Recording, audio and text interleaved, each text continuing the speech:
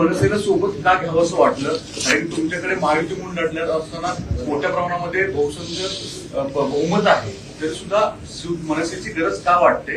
आणि दुसरीकडे संजय राऊतांचं जे विधान आहे की बाबा कुठल्याही परिस्थितीमध्ये आम्हाला शिंदेचं शिवसेना नकोय, एक वेळ भाजपा बरोबर जाऊ, एवढं प्रेम अतिप्रेम कशा? त्यांचं खूप प्रेम आहे माझ्यावर.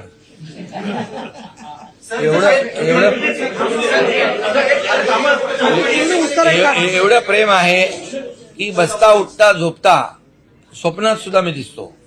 त्यामुळे त्याच्यावर मी बोलत नाही. फक्त एवढंच सांगतो की मनसेने त्या भागातल्या विकासासाठी शिवसेनेला पाठिंबा दिलेला आहे.